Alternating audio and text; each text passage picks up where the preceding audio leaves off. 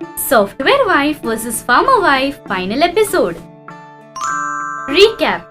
प्यार से बनाकर लाया तो किस आशा से ये खाना बनाकर लाई हो, ये स्वामी के पूछते ही सुजाता गुस्से में चिल्लाकर चली जाती है। यहाँ सूर्या पत्नी अंजलि सूर्या को बताए बिना अपनी सास के घर आ जाती है।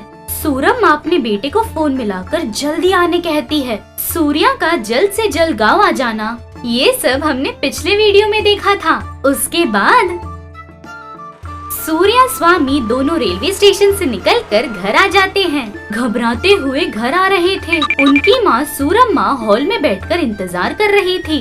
दोनों बेटों के घर आते ही आ गए, आओ। सूर्या फ्रेश होकर आओ, बाहर जाना है। बाहर कहाँ पर माँ? बताने पर ही जाओगे? अरे अभी जाऊंगा माँ। ऐसे बोलकर वहाँ से अंदर चला जाता है। कुछ देर बाद तैयार होकर माँ मैं रेडी। सुजाता, अंजलि, चलो चले। ऐसे बुलाते ही दोनों आते हैं। उनके आते ही सूर्या आश्चर्य होकर भाई की तरफ देखकर कहाँ रे? ऐसे इशारा करता है। स्वामी भी मुझे नहीं पता ऐसे सर हिलाता है। सभी मिलकर बाहर आकर कार में बैठकर उस गांव के नजदीक एक मंदिर में आते हैं। सभी लोग मंदिर के अंदर जाकर पैर पड़ते हैं। पंडित जी आकर नमस्ते भाभी जी। नमस्ते जी। बच्चों के हाथों भगवान जी को अभिषेक करना है, ऐसे कहा था ना, इसलिए सभी को ले आई हूँ मैं। हाँ भाभी, अभी प्रारंभ करता हूँ। ऐसे बोलकर उनके हाथों अभिषेक और पूजा करवाकर वहाँ से भेज देते हैं। घर आते ही सूर्या सोफा पर बैठते हुए हाश, मंदिर में पूजा के लिए बुलाया था क्या माँ? पहले ही बताने का। तुम लोग आए हो इसलिए पूजा करवाया, तुमसे पूजा करवाने के लिए नहीं बुलवाया। ऐसे बोलते ही सूर्या चौंककर ये क्या माँ? तुम ही बोलो। तुम ही बोलो? क्या बोलूँ माँ? बाप रे, मासूमों की तरह बर्ताव करना बंद करो और ये बताओ कि बहुओं को क्या बोल रहे हो तुम? क्यों बोलना पड़ रहा है? क्या हो क्या रहा है? सब कुछ मुझे जानना है। ऐसे बोलते ही सूर्या अपने भाई की तरफ मुड़ता है। स्वामी, मुझे क्यों देख रहे हो? माँ तुमसे पूछ रही है ना, बोलो। वो नहीं, पहले तू बता। मैं? हाँ तू ही। मुझे एक बात बताओ, तुम्हारी मर्जी के खिलाफ शादी करवाई? नहीं। फिर तुम्हारी पसंद की लड़की है ना, तुम उनसे प्यार करते हो। तुम्हारे पूछने से पहले ही मंजूरी देकर ले आई थी मैं, तो फिर क्यों जब देखो तब एक दूसरे के साथ झगड़ रहे हो? इसमें मेरी कोई गलती नहीं है माँ, सब वही कर रही है। वो कर रही है मत कहो, क्या कर रही है वो कहो। क्या कर रही है वो? बोलो। हाँ क्या कर रहे हो बोलो। अभी क्या अभी बताना बोलोगी तो हम क्या क्या बताएंगे तुम्हें? जितना है उतना बताओ। बताता हूँ, डरता हूँ क्या? देखो माँ, इसे कुछ भी कहो गलत ही लगता है। शादी के पहले जैसा रहने को बोल रही है, फरमाइश करती है, लाता हूँ तो कहती है ये क्या है, कुछ समझ नहीं आ रहा। तुमने जो कहा तुम्हें तो समझ आया क्या? तुम रुको, और तुम्हारा क्या चल रहा है? ऐसे सूर्या को पूछती है। सूर्या घबराते हुए मेरी बात क्या माँ? छोटी छोटी बातों पर झगड़ा करते हो। अगर आज ही ऐसे हो तो कल को कैसे रहोगे? ये बात मुझे नहीं माँ, अपनी बहू को समझाओ। ये चाहिए वो चाहिए, सारा दिन मांगती रहती है। जो चाहिए वो लाने के लिए चाहे बैंक ही क्यों ना लूटना पड़े।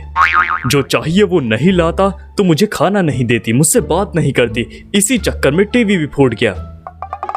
बोलिए और सारी बातें बढ़ा चढ़ा कर बताइए। क्या बढ़ा चढ़ा कर नहीं बता रहा, जो सच है वही बता रहा हूँ। अच्छा, शॉपिंग पर ले जाने के लिए मैंने कहा था, आप ही ले गए थे ना? बिल भरने के समय पर चक्कर आकर गिर जाने का नाटक किया इन्होंने, ये नहीं बोलेंगे। ऐसे एक दूसरे के ऊपर जो गुस्सा था वो उनकी वजह सब कुछ बता रहे थे। सब कुछ सुन रही सूरम्मा एक बार में ही चुप करो, चुप करो, चुप करो, ऐसे बहुत जोर से चिल्लाती है। वो आवाज सुनकर सभी लोग चुप हो जाते हैं। प्यार करके शादी करने पर क्या है ये सारे झगड़े? प्यार करके शादी किया तो क्या झगड़े नहीं कर सकते? क्या? कुछ नहीं माँ। एक दूसरे को समझने के बाद ही तो तुम्हारी शादी करवाई, तो फिर अभी क्यों ऐसे झगड़ रहे हो? एक रिश्ते में जब एक इंसान चिल्लाता है, दूसरा शांत होकर सुनता है तो झगड़े नहीं होते। अगर दोनों बात करेंगे तो बहुत समस्याएं आएंगी। एक दूसरे को समझना ही सबसे जरूरी होता है। एक दूसरे को नहीं समझोगे तो तुम्हारे रिश्ते की नींव कमजोर हो जाएगी। अभी तो बदल जाओ। ठीक है माँ। देखती हूँ ना। ऐसे बोलकर वहाँ से चली जाती है। उसके वहाँ से जाते ही एक दूसरे का चेहरा देखकर अपने अपने रास्ते सभी लोग जा रहे थे। स्वामी सूर्या दोनों खेत के पास आकर एक दूसरे से अपनी परेशानियाँ बोल रहे थे। अरे स्वामी, क्या है माँ? उसकी गलती होने पर भी मुझ पर चिल्ला रही हैं। मुझे कुछ मत पूछो। क्यों? क्योंकि मैं फील हो रहा। क्यों माँ ने डांटा इसलिए? ऐसे बोलते ही शिवैया आकर, क्या रे, दोनों भाई प्यार से बैठकर बात कर रहे हो? क्या बात है? आपको ऐसा लग रहा है? पापा, माँ और तुमने कभी झगड़ा नहीं किया क्या? झगड़ा हुआ है क्या? झगड़ा हुआ है पूछ रहे हैं तो दांत दिखाकर हंस रहे हैं। बोलो। तुमसे कहीं ज्यादा हुआ है, लेकिन हमारा झगड़ा उसी समय उसी वक्त के लिए। ये कैसा झगड़ा है? औरतों को खुशी हमारे दिए हुए तोहफों से या तनख्वाह से नहीं मिलती बेटा, तो फिर हमारे दिए हुए प्यार से मिलती है। खाना खाते हुए सब्जी बहुत अच्छी बनी है ये कहो तुम, वो पूरा दिन खुश हो जाएगी। इस साड़ी में बहुत अच्छी दिख रही हो तुम, ये कहो। जब जब ये बात याद आएगी वो तब तब मुस्कुराएगी। तुम लाख ना कमाओ तब भी कोई फर्क नहीं पड़ता, तुम उन्हें प्यार दो, उनके लिए यही काफी है, फिर झगड़ा नहीं होगा। तुम्हारी बात सुनने में ही अच्छी लग रही है पापा, पर ये काम करेगा क्या? क्यों नहीं करेगा, चाहे आजमा कर देख लो। गलती तुम्हारी नहीं है, फिर भी सॉरी कह दो, क्या फर्क पड़ता है? बात बात पर बीवी की तारीफ कर दो, क्या फर्क पड़ता है? तुम उन पर प्यार दिखाओगे तो तुम्हारे लिए कुछ भी करने को तैयार हो जाएंगी वो। ओहो, तो ये है क्या बात? इसीलिए माँ जो भी कहती हैं तुम हाँ कर देते हो। ओह, मेरे बारे में सोचना छोड़ो, जाकर अपनी बीवियों से बात करो। जाओ जाओ।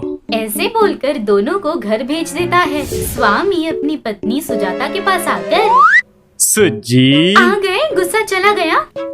तुम्हारे पर प्यार ही है, लेकिन कभी गुस्सा नहीं आता। मैं कितना भी गुस्सा करूं, तुम बात करते ही गुस्सा शांत होता है। मैं तुम्हें कभी कुछ कह दूं तो तुम मुझसे बात किए बिना मत रहना। अच्छा। ऐसे दोनों एक दूसरे से बात कर रहे थे। यहाँ सूर्या अंजलि दोनों एक दूसरे के सामने खड़े रहकर एक दूसरे को देख रहे थे। मेरे चेहरे पर कोई पिक्चर चल रही है, ऐसे देख रहे हो? अगर पिक्चर होगी भी तो मैं पिक्चर नहीं, तुम्हें देखूंगा, क्योंकि सिर्फ मेरी नजरों में तुम ही हो। अच्छा। अंजलि, क्या? मैं कुछ कहूँगा तो करोगी? पूछो। मैं तुम्हें कुछ भी कह दूं, पर तुम मुझे कभी छोड़कर मत जाना प्लीज, क्योंकि मैं तुम्हारे बिना नहीं रह सकता। आपको छोड़कर मैं कहाँ जाऊंगी? कहीं नहीं जाऊंगी। ऐसे दोनों मिल जाते हैं। दूर से दोनों बेटों की बातें सुनकर उनका मिलना देखकर सूरम्मा शिवैया दोनों बहुत खुश हो जाते हैं। ऐसे मिल गए सूर्या अंजलि स्वामी सुजाता बिना कोई झगड़ा किए एक दूसरे को समझते हुए बहुत खुशी से रह रहे थे। सास बहू और मटन ट्रक। पवित्रा एक शहर की लड़की थी, लेकिन उसने एक गांव के लड़के से प्यार किया और शादी करके गांव वापस आ गई। शादी करके गांव के ससुराल में कदम रखा। पवित्रा की सास का नाम सावित्री था। बहुत अच्छी औरत थी। वो अपनी बहू को बेटी की तरह देखती थी। एक दिन सुबह पवित्रा रसोई में खड़ी थी। हाँ चेची, रोज रोज ये सब्जियां खा रही हूँ मैं। कितने दिन हो गए मटन खाए हुए। आज जाकर मटन लाऊंगी और अच्छे से पकाकर खाऊंगी। हाँ, अभी इनके पास जाकर पैसे लेकर मटन खरीदने मटन शॉप जाऊंगी। ऐसा सोचते हुए पवित्रा अपने पति अशोक के पास जाकर पैसे लेकर उस गांव के मटन शॉप के पास पहुंचती है। भैया 1 किलो मटन दीजिएगा। अरे रे, मटन तो खत्म हो गई बहन जी। आज मंगलवार है ना, ज्यादा देर तक नहीं रहती। इस गांव में संडे के दिन ही मटन मिलता है। आप संडे को आइए। ऐसा क्या? संडे मतलब अभी भी और 5 दिन बाकी हैं। मैं इतना इंतजार नहीं कर सकती। पास के गांव में मिलता है क्या? अरे पास के गांव में भी नहीं मिलता बहन जी। ये सब गांव है ना, यहाँ संडे के दिन ही थोड़ा बहुत मटन बिक्री हो जाता है, इसीलिए बाकी के दिन हम लोग तो बिल्कुल मटन नहीं बेचते। पाशा ने कहा। पाशा की बातें सुनकर पवित्रा निराश होकर अपने घर लौट जाती है। पवित्रा को देखकर सावित्री पूछती है, क्या हुआ बेटी, इस तरह इतनी उदास क्यों हो, क्या हुआ? वो सासू माँ, आज मुझे मटन खाने का मन कर रहा था। मैंने आपके बेटे से पैसे भी लिए थे खरीदने के लिए, लेकिन जब मैं मटन खरीदने दुकान पर पहुंची तो दुकानदार ने कहा कि आज नहीं मिलेगा और रविवार के दिन ही मिलता है मटन। अगर यही शहर होता पूरे 365 दिन हमें मटन मिलता है। हाँ बहू, ये गांव है ना, यहाँ केवल रविवार के दिन ही यहाँ मटन बिक्री होता है। यही नहीं, आसपास के 10 गांव में भी ऐसा ही होता है, उसने कहा। ये बात सुनकर पवित्रा का मुंह उतर गया। ठीक है सासू माँ, ऐसा बोलते हुए वो अपने कमरे में चली गई। जाकर वो कुछ सोचने लगी। बेचारे, इस गांव में मेरी तरह बाकी के दिनों में भी मटन खाने का मन करने वाले लोग क्या करते होंगे? वो भी मेरी तरह ही दुखी होते होंगे ना। अगर हम जैसे लोगों के लिए कोई दूसरा मटन शॉप खोल दे तो कितना अच्छा होगा। उनका धंधा भी बहुत अच्छा चलेगा।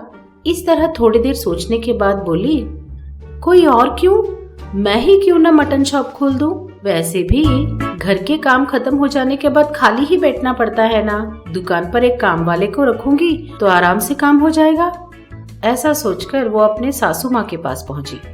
सासू माँ, मैं इस गांव में दूसरा मटन शॉप खोलने की सोच रही हूँ, उसने कहा। ये बात सुनते ही उसकी सास दंग रह गई और उसका मुंह खुला का खुला रह गया।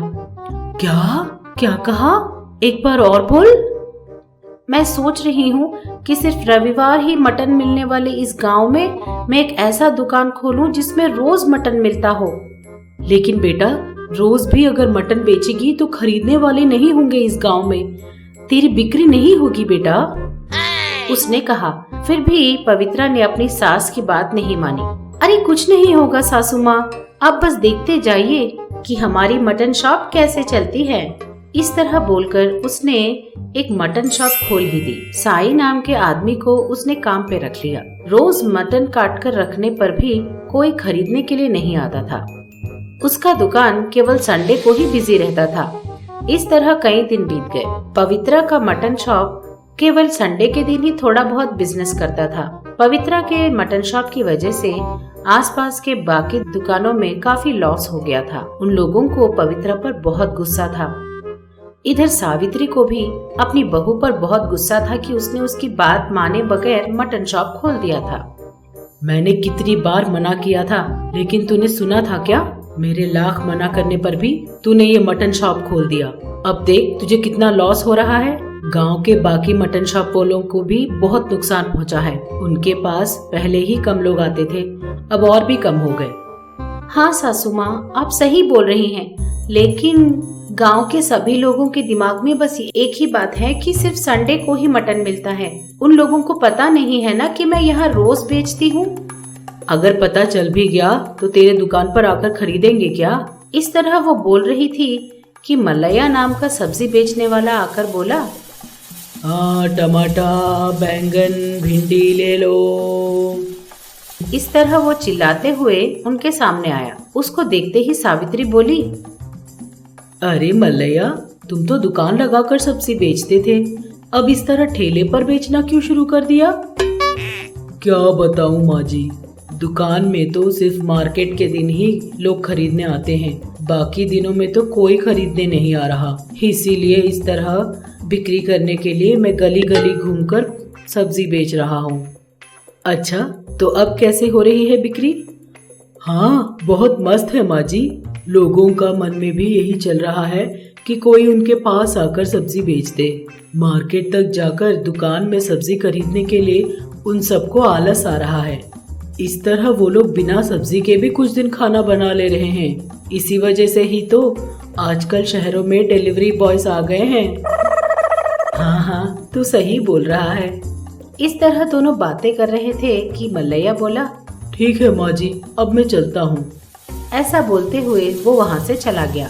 उसके जाते ही पवित्रा अपनी सास के पास आकर बोली, सासू माँ, आपने उसकी बातें सुनी है ना? मैं बहरी थोड़े ना हूँ। अरे सासू माँ, मैं बोल रही हूँ कि उसने जो कहा वो आपने सुना या नहीं? उसने कहा ना कि लोग यही सोच रहे हैं कि कोई घर के पास आकर चीजें बेचा करे। हाँ, उसने कहा। हाँ, तो अब देखिए मैं अपने मटन शॉप को किस तरह सक्सेस करके दिखाऊंगी। अरे अरे, क्या करेगी? आप ही देखिएगा। ऐसा बोलते हुए वहाँ से चली गई। वो अपने कमरे में जाकर किसी को फोन करके बात करती है। 2 दिनों बाद वो फिर से अपनी सास के पास आकर बोली, सासू माँ, आपने पूछा था ना कि मटन शॉप को सक्सेस करने के लिए मैं क्या करूँगी, आइए दिखाती हूँ, उसने कहा और अपनी सास को बाहर लेके गई। वो देखिए, इस तरह वो बाहर ले जाकर वहाँ खड़े मोबाइल मटन शॉप वैन को दिखाती है। ये देखकर सावित्री दंग रह जाती है। ये क्या है बेटा? सासू माँ, ये मोबाइल मटन शॉप है, जैसे मोबाइल होटल या मोबाइल लाइब्रेरी होती है ना, उसी तरह मोबाइल मटन शॉप। इसकी मदद से मैं अपने ही गांव में नहीं, आसपास के 10 गांव में भी मटन बेचा करूंगी। अब देखती हूँ हमारा धंधा कैसे सक्सेस नहीं होता, उसने कहा।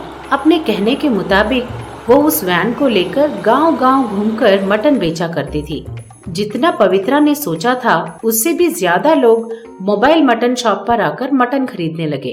थोड़े ही दिनों में उसका मटन शॉप बहुत सक्सेस हो गया। वो फिर अपने सास के पास आकर बोली, देखा सासू माँ, हमारा मोबाइल मटन शॉप कितना सक्सेसफुल हो गया है। अब हम लोग खूब मुनाफा कर रहे हैं, उसने कहा। ये बात सुनकर सावित्री बहुत खुश हो गई। सचमुच बेटी, मैंने तेरे बारे में गलत सोचा था। तू तो खूब समझदार निकली। अपनी समझदारी और सूझबूझ से इस व्यापार को तू और भी बड़ा बना लेना, उसने कहा। पवित्रा ने अपनी सास की बात मानकर और 2-3 मोबाइल मटन शॉप्स खोल देती है। इस तरह वो मटन का बिजनेस करते हुए खूब मुनाफे कमाते हुए खुश रहती है। आप सबको प्रणाम। मैं आप सबकी मनपसंद सास हूँ। हाय, और मैं आप सबकी चहेती बहू हूँ। अब से आप लोगों का मन बहलाने के लिए और आप लोगों को खुश करने के लिए हम महा टीवी के साथ आप लोगों से मिलने आ रहे हैं। तो अब देर किस बात की, अभी हमारे चैनल को सब्सक्राइब कीजिए। नोटिफिकेशन के लिए घंटी बजाना ना भूलिए। आपको सास पसंद है या बहू पसंद है, कमेंट्स में जरूर लिखिए। देखते रहिएगा महा टीवी।